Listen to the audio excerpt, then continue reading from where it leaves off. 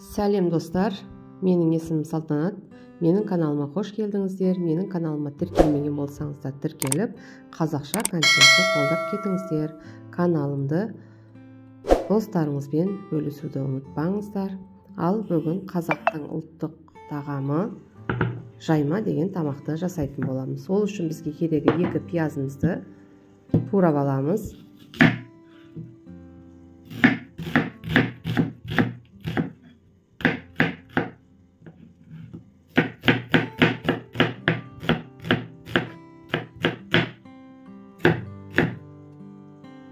Ал міне пиязымызды турап алдық. Енді жарты килодай етімізді үлкендеу етіп турап алатын боламыз.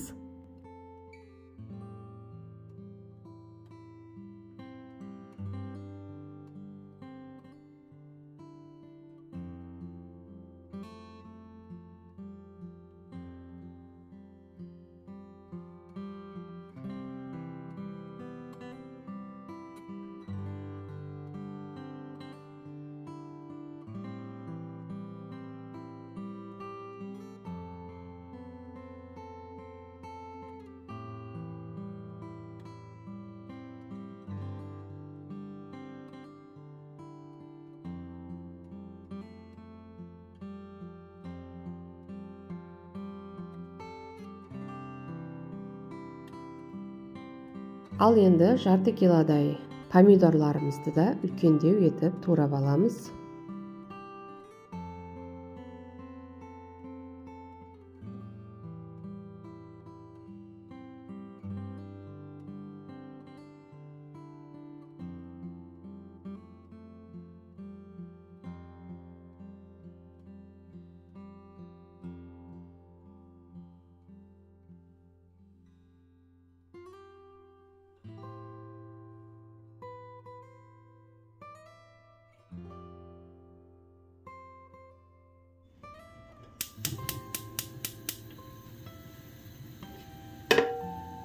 Ал енді қазанымызды отқа қоямыз. Қазанымыз қызыған соң сұйық майымызды құйып аламыз. 2 шөміш сұйық май. Ал енді қызыған майымызға пиязымызды салып, қызартып қуырамыз.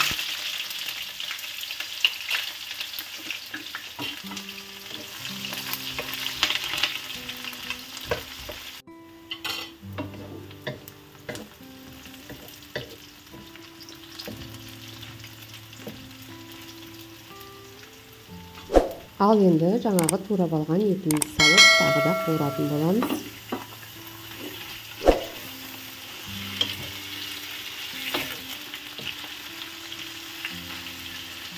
Қуырылып жатқан етіміздің үстіне 1 қасық паприкамызды саламыз. Керегінше көзімізді салып, тағы да араластырып қуырамыз.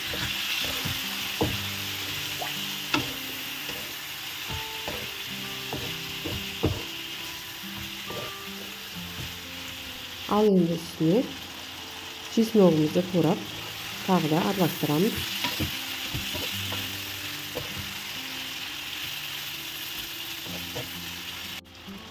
Ал енді жаңағы турап алған помидорларымызды салып та араластырып қуырамыз 10 минуттай.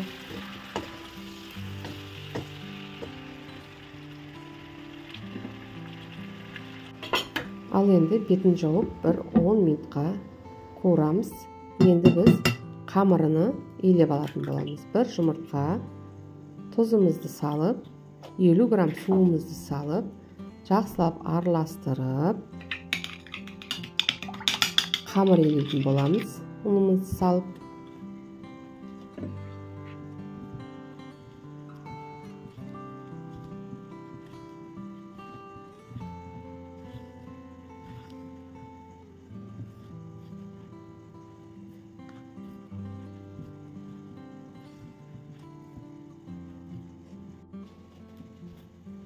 Ал міне дәл осындай көлемде кішкентай ғана қамыр болады.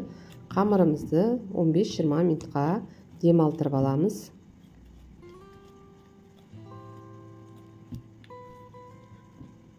Ал мына жақтағы етіміз кішкене пісіп қалды. Енді бұның үстіне aralastırıp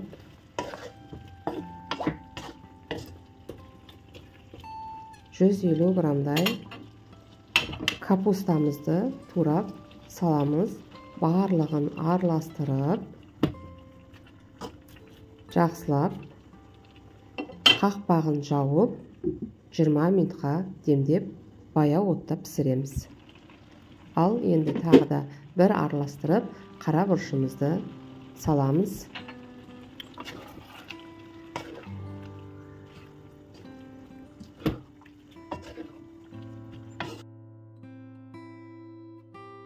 Арада қақпағын ашып, 1-2 рет қозғап қоямыз.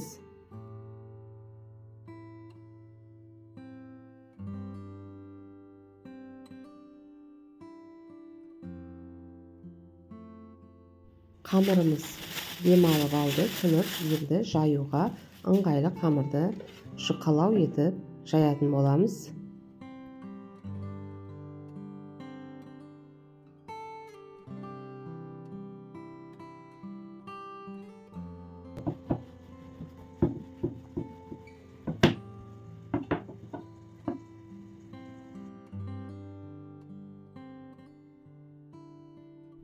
Ал міне қамырымызды жайып алдық. Енді сұйық майымызды барлық жеріне жағып алатын боламыз. Сұйық майымызды.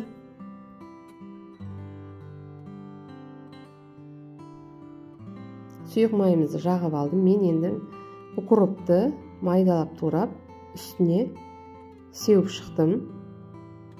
Енді қамырымызды ұзын етіп 4 см көлемдікте ұзындау етіп кесіп аламыз барлық қамырды.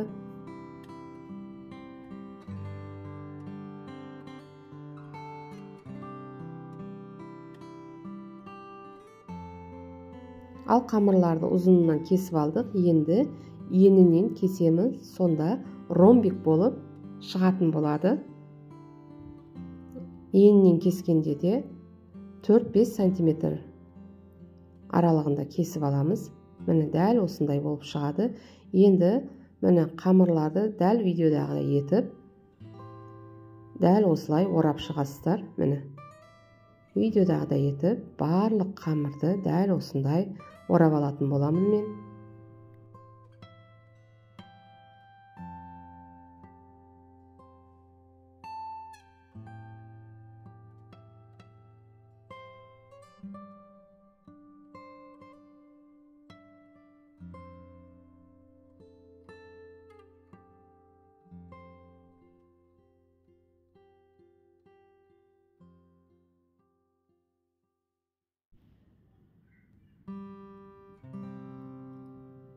Ал міне етіміз пісіп қалды. Енді жаңағы қамырларымызды осы етіміздің үстіне теріп шығатын боламыз. Міне барлығын теріп шығатын боламыз. Достар, мен су құйған жоқпын. Бұл помидордың өзінің суы, еттің соның бәрінің суы дәл осылай шығады. Қамырымызды дәл өстіп айландырып, барлығын қойып шығамыз.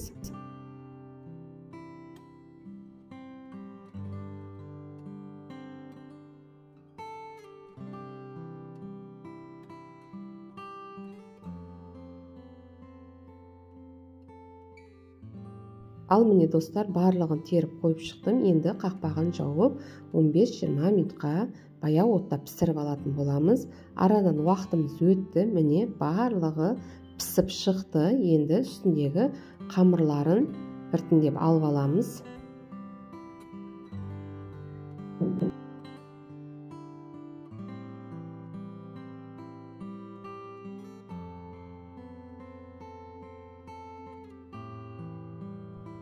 Қамырлардың барлығын алып болған соң, астындағы етін, пиязын ортасына саламыз. Ал міне біздің жайма деген тамағымыз дайын болды.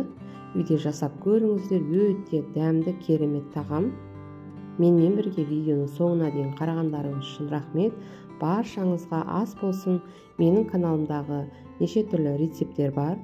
Соларды көріп, ұнаған болса лайк, комментарий жазып кетулеріңізді сұраймын. Ол мен үшін өте маңызды. Ұнап жатса каналдың сілтемесін достарыңызбен бөлісіңіздер.